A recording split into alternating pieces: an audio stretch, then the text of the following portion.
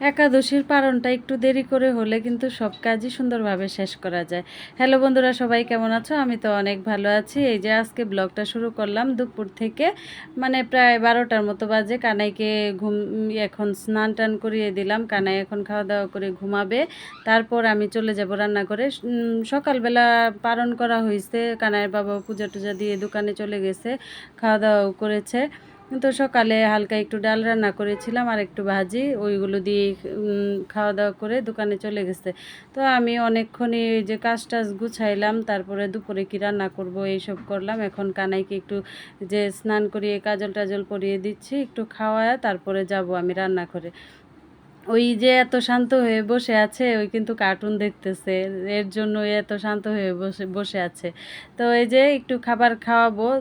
কিসের খাবার? ওই কার্টুনের নেশায় আছে দেখে হয়তো একটু মুখে নিচ্ছে, নয়তো সে কিন্তু এখন খেতেই চায় না। এত হয়েছে, শরীরটাও অনেক শুকায় গেছে, খেতে চায় না আগের মতো। আর প্রচণ্ড গরম পড়াতে মনে হয় বড়দেরও একই অবস্থা, আর ছোটরা তো আরও অন্যরকম। তো একটু কিন্তু খাওয়া দিছি, তারপর সে কিন্তু এই যে এখন ঘুমাবে। ঘুম প্রায় চলে আসছে তার। ঘুম পাড়িয়ে এই যে রান্নাঘরে চলে গেলাম। এখন কি রান্না করব অবশ্যই তোমাদের সাথে সব কিছু শেয়ার করব। আজকে হচ্ছে পারণ, তো পারণে নিরামিষ, সকালেও নিরামিষই রান্না করেছি, এখনও তো তাই করব। তো জিরা আর হচ্ছে শুকনা মরিচ তেজপাতা এগুলো আমি ফোড়ন দিয়ে দিলাম। এখন দিয়ে দিলাম আলু। তো একটা তরকারি রান্না করব। এই যে আমার জামাই ভালোবেসে লতা আনে কয়দিন পরে পরে, লতাগুলো সুন্দর করে বেছে রান্না করে দেই বলেই কিন্তু উনি এত আর কি লতা নিয়ে আসে। উনি তো জানে না, উনি তো এনেই মুক্তি পায় যে আমার তো বাঁচতে হয়, কত যে কষ্ট লতা বাছা। এটা যারা বেছে রান্না করে একা হাতে, তারাই কিন্তু বুঝতে পারবে। ওই তো খুব স্বাদ নিয়ে খায়, আমি রান্না করে দিই, আর যার যেটা পছন্দ ওইটা কিন্তু বাজারে গেলেই প্রথমেই চোখে পড়ে।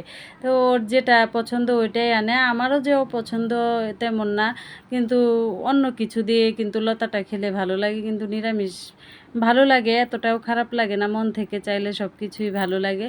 তো আমি নিরামিষভাবেই আজকে লতা রান্না করতেছি। তো খারাপ লাগে নাই, খুব ভালোই লাগছে। এক সময় ভাবতাম যে লতা মনে হয় শুটকির জন্য, তারপরে হচ্ছে মাছের জন্যই তো সৃষ্টি, কিন্তু না, যারা নিরামিষ খায় তারাও কিন্তু লতা খায়। সুন্দরভাবে রান্না করলে ওটাও কিন্তু অনেক ভালো লাগে।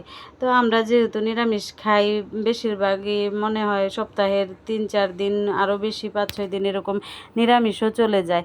তো এই যে আমার লতা রান্নাও শেষ, তারপরে কচু শাক রান্না করেছি, আর হচ্ছে ডাল, আর হচ্ছে মোচার বড়া। তো মোচা ঘন্ট তেমন একটা পারি না, তার জন্য মোচার বড়া করেছি। এই যে বড়াগুলো আবার একটু গরম করতেছি। আজকের ব্লগটা কিন্তু আমার এই পর্যন্তই। সবাই ভালো থাকবে, সুস্থ থাকবে। আবার কোনো নতুন ব্লগ নিয়ে চলে আসবো। সে পর্যন্ত বাই বাই।